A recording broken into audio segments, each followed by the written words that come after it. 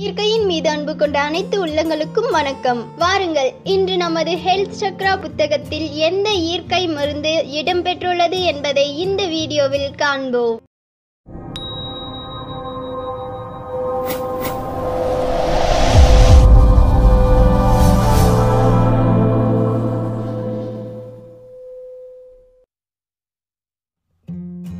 ஆம், இன்று நாம் முருங்கைக்கீரையின் மருத்துவ குணங்களை பற்றி தான் காணப்போகிறோம். நமது முன்னோர்கள் உணவில் பயன்படுத்தி வந்த மிக முக்கியமான கீரைகளில் ஒன்றுதான் முருங்கைக்கீரை. வாழை மரத்தின் அனைத்து பாகங்களும் நமக்கு எப்படி பயனளிக்கிறதோ அது போலவே முருங்கையின் அனைத்து பாகங்களும் நமக்கு பயனளிக்கக்கூடிய மருத்துவ குணங்களை கொண்டது.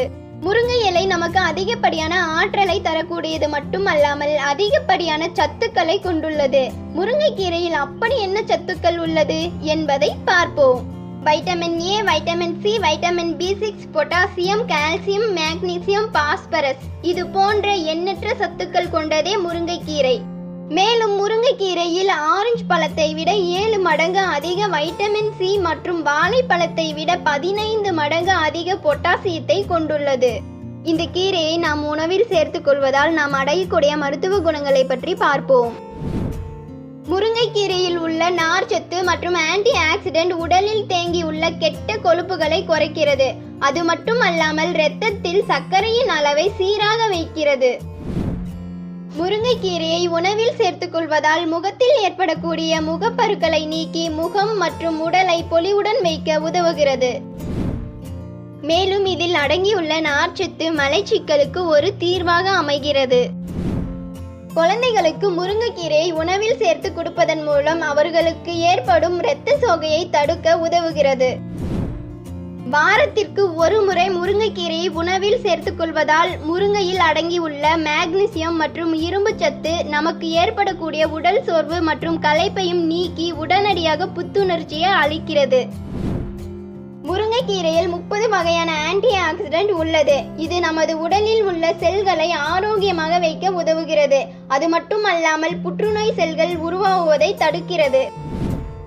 முருங்கைக்கீரையில் உள்ள வைட்டமின்கள் சர்மம் வயதடையும் வேகத்தை குறைத்து சர்மம் இளமையுடன் இருக்க உதவுகிறது.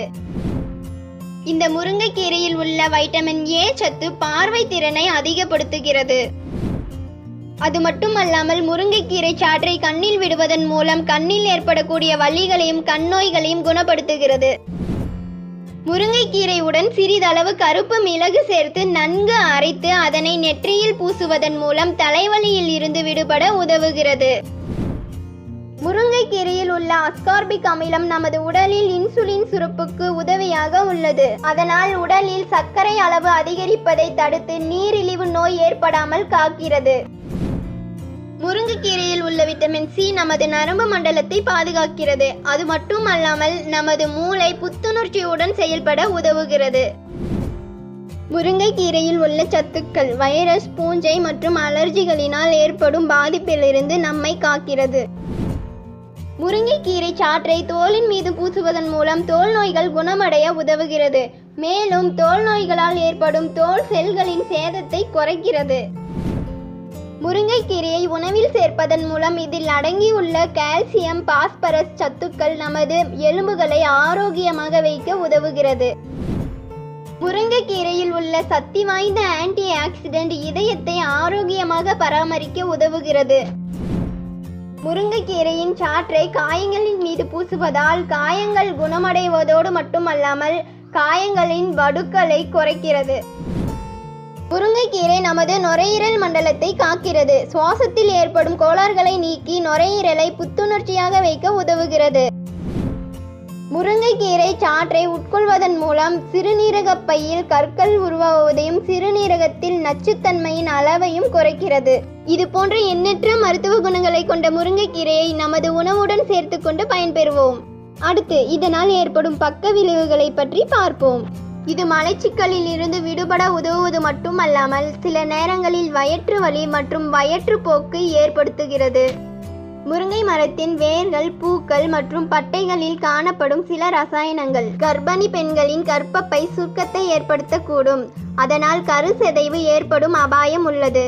இதனால் கர்ப்பிணி பெண்கள் பட்டை, வேர் மற்றும் பூக்களை உணவில் சேர்ப்பதை தவிர்ப்பது நல்லது. இயற்கை மருந்தாக இருந்தாலும் அதை அளவோடு பயன்படுத்தினால்தான் அது நம்மை காக்கும். இந்த மருத்துவ தாவரத்தின் குறிப்புகள் உங்களுக்கு பயனுள்ளதாக இருந்ததாக நம்புகிறோம். மேலும் இது போன்ற குறிப்புகளை அறிய விரும்பினால் நம்ம ஹெல்த் சக்ரா சேனலை சப்ஸ்கிரைப் செஞ்சுக்கோங்க. கூடவே இருக்க பெல் ஐகானையும் டச் பண்ணிக்கோங்க. இந்த வீடியோ உங்களுக்கு பிடிச்சிருந்தா லைக் பண்ணுங்க, கமெண்ட் பண்ணுங்க, உங்க ஃப்ரெண்ட்ஸ் எல்லாருக்குமே ஷேர் பண்ணுங்க. நெக்ஸ்ட் எந்த இயற்கை தாவரத்தை பத்தி பேசணுன்றதை கீழே கமெண்ட் செக்ஷன்ல லீவ் பண்ணுங்க.